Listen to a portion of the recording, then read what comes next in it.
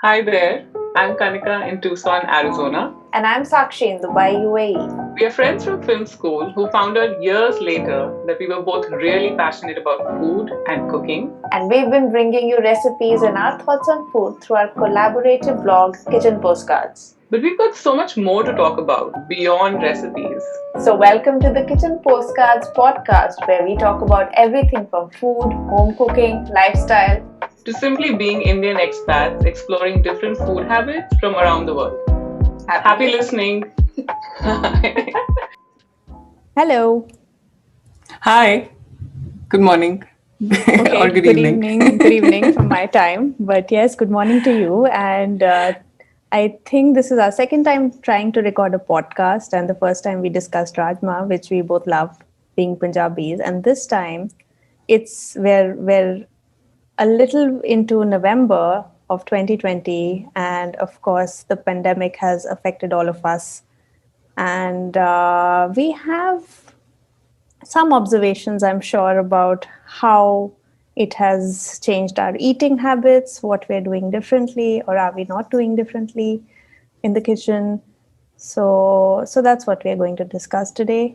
And so do you have any thoughts already? Yeah, well, my first thought is that this is never going to end. So I guess this is the new normal. But yes, when you ask about what's changed, I immediately think about the first few days of when I was trying to prepare for the pandemic, and I thought of it as just a short-term thing. And I got a whole bunch of soup cans and some like stock, etc. And I kept it in the pantry. And 8 months in, they're still sitting there. So I've been cooking. Obviously, I didn't rely on canned food. Food didn't run out. Supplies kept coming. Things are fine. The world didn't end. So those are the good things. Like at least they can let you exhale.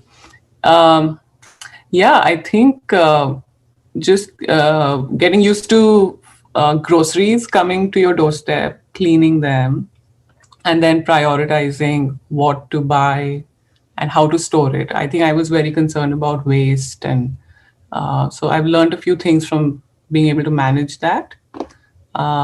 One of them is just reverting to stuff that I think you shared. Your mom also does about steaming spinach, and keeping it.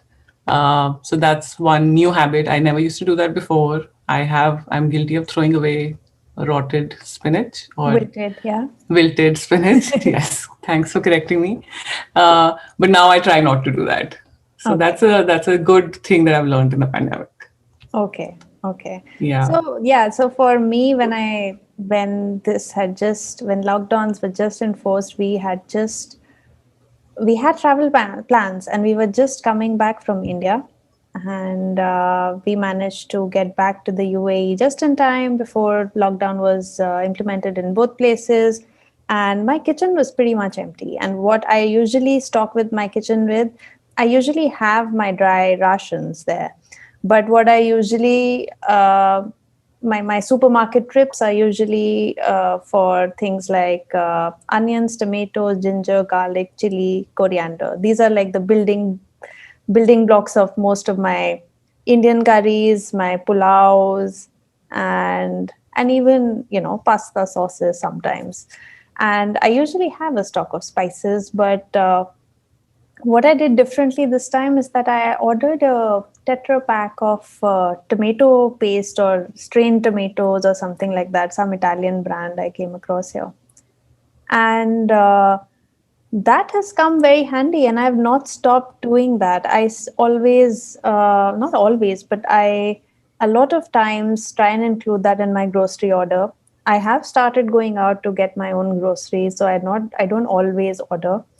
I don't know if I'm being a control freak by going there. Things have opened up in Dubai, so you can go out, but I do order through an app.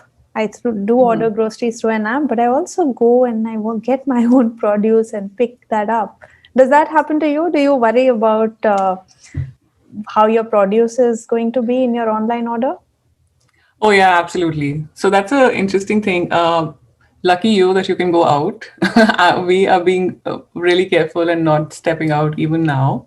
Um, so my grocery order is really funny. I've kind of figured I really also use an app, and I really wait to see who's going to be picking up my order, who's going to be filling it, because if it is a female and looks like slightly older, because you can only see their face and their name, Oh, okay. then I feel like, okay, I have hope that my if I've ordered a lot of veggies and fruit, then this person is going to be generous and will pick up nice, good looking pieces.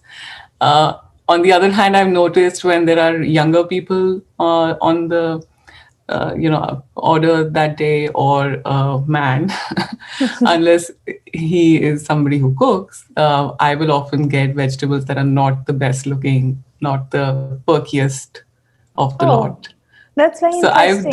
definitely, yeah. Because I And I know what the app is like for you. For me, it's uh-huh. like I have no control over who picks it up, who's at work that day. I have no control over that. So Right. I don't have control over that, but I can see they kind of send you a notification that, so and so is ready to shop for your order. And you can okay, chat with them as things change. They might interesting. ask, hey, X, bread that you ordered is not in stock. Can I get you whatever you've put in as a replacement? If that's Hmm. also out of stock, sometimes they will go out of their way to ask you everything that you opted for is not available as a replacement. Mm-hmm. So is there still something else that I can get you? I think that that's great. There are a lot of people who are quite thoughtful and will go Hmm. beyond, what they're supposed to do. But in vegetables, I've definitely noticed a big difference based on who the shopper is that day. Okay. No, So I don't yeah. get to see that. I don't like, I do get a name, and Mm-hmm. it could be whoever is available, but Mm-hmm. I can't really see before I place the order that this person is going to pick up my order.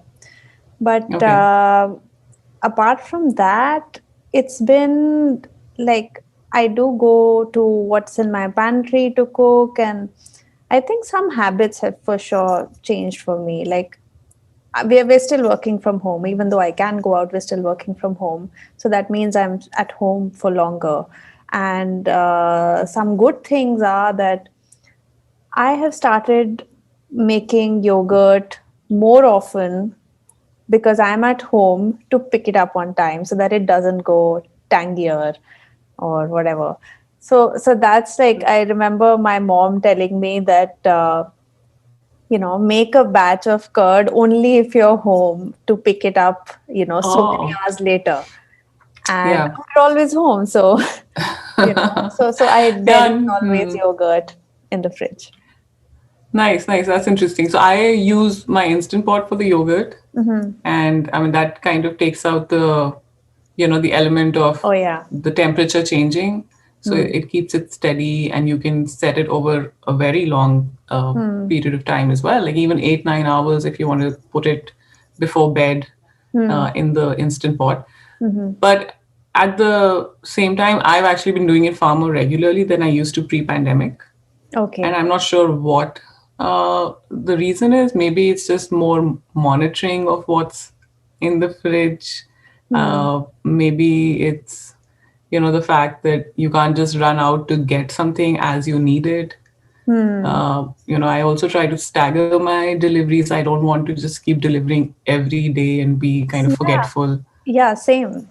I think that is a So big yeah, thing, that our yeah. trips or our orders are less frequent as compared to pre-pandemic times. How often we would just go and get stuff. Mm-hmm. And now I just feel like I am using this entire system, and someone is going to make a trip to my house if I need a tiny, if I need something. So, yeah, there is like an environmental impact to this entire thing. So, I try and like wait for like 7 to 10 days when placing an order that, hey, I can do without maybe, carrots for Right, four, right. five Well, days. you're certainly taking it up a notch, thinking like that. I used to think like that, but also I'm guilty of ordering plenty of online stuff and Amazon making a lot of trips Oh, we here. all are that way. Like, for the things that we don't use up, like you said, you got soup cans and all that. Yeah. Right. So what I do, not I always use up, is eggs. I've started ordering more eggs now. And so I've been making like egg rolls, anda bhurji.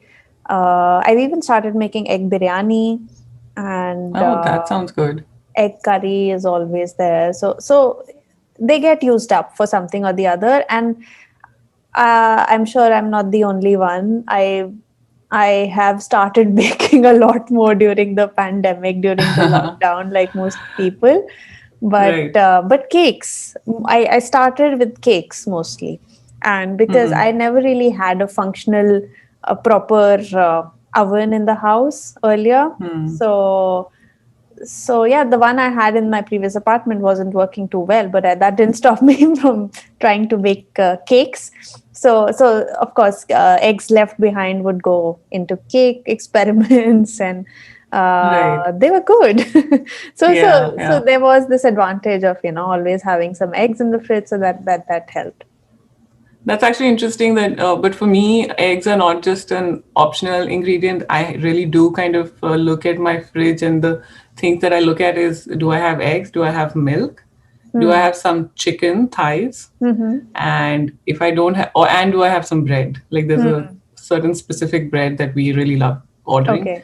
So if any of them are running low, then it's time to start thinking of the next grocery order. Yeah. But and like you, we rely a lot on eggs, except that we do rely on them for like breakfast Breakfast. and yeah, a stand-in for lunch or something like that. But how about the whole sourdough bandwagon? I think we jumped on it much later in the pandemic. But Yeah. have you found it interesting, and did you kind of enjoy it so far? So when I was baking these cakes, I would come across these recipes and people starting their starters and everything. And I would look at these recipes over and over again. And I did not jump in. I started a starter in like end of May. And the first few things were just focaccia. And later on, I made crackers. But I never really tried making bread in the first few months, and it's only now that I think after you attempted it, I jumped and I jumped the bandwagon and made some bread. Um, Yeah.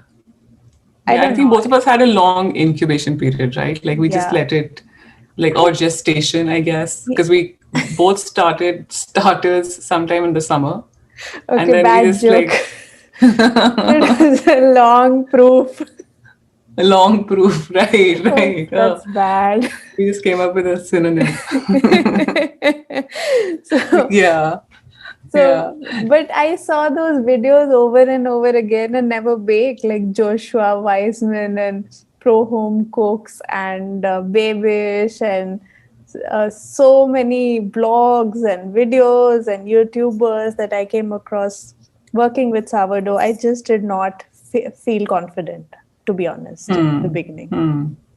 But now that you've done the focaccia and you've also done a sourdough, like a bowl, like you've made a bread. Yeah, Um, twice, yes. so yeah, yeah. So how do you feel now? And do you think, are you experimenting with any other recipes? Because I know discard can be kind of a challenge maintaining it. Like, what do you do with it?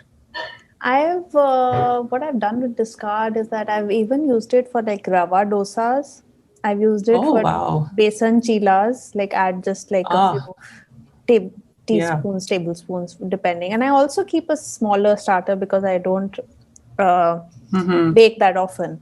And I think when I first started, when I thought of starting a starter, I thought, no, this is just too big an amount for somebody who's not going to jump the bandwagon that soon. So I Right. actually Googled for things that are, I Googled for smaller starters, and King Arthur had something. Maurizio had something, and of course Anita from Mad Tea Party had something about keeping only a smaller starter Mm-hmm. and keeping it in the fridge and all that. So that really helped. And Yeah. crackers is something I've made very often with discard. Mm-hmm. So yeah, just these things. I think I think I tried garlic knots, and yeah, I think I don't know. It's not coming to me. I haven't. It's mostly just living in my fridge, sleeping. Okay, no, that's good. As long as it's still there and It's there's some, alive. yeah, it's alive. Yeah. So, early in the pandemic, a lot of people were really washing their hands very diligently for 20 seconds each time. And we all thought our skins would kind of peel off. And the kitchen really does require a lot of cleaning. It does Mm, require, your hands are in the water mm, pretty much half the time that you're in the kitchen. yeah. So, how are you managing your routine to keep things clean and what's happening in your kitchen? So I think when I was going pre-pandemic, when I would go to work, I work part-time. I go only thrice in a week. When I was going to work, because of the travel times, using public transport and all that, I would be too tired after a work day to clean my kitchen after cooking a meal. I find that now, because there are no travel times, I have found that I clean the kitchen thoroughly. I wash the counters. By wash, I just mean like I just use some soapy water and a scrub, and I just wipe it down every single night after cooking. And that really helps. And it's a wonderful feeling when you walk into the kitchen in the morning and you find Right. everything clean. And my mom had something to say about it, and she said that in Punjabi there is something like "Pekyon kaam karke gaya koi," something like that. Uh-huh. Right, right. And it is that feeling that someone close to you has just done that for you when you Cleaned walk. everything up. Yeah, Yeah. when you walk in Yeah. the kitchen in the morning, it's a wonderful feeling that it's clean, and it's, you can start again. And a clean kitchen is like a ready kitchen where you can start cooking your next meal.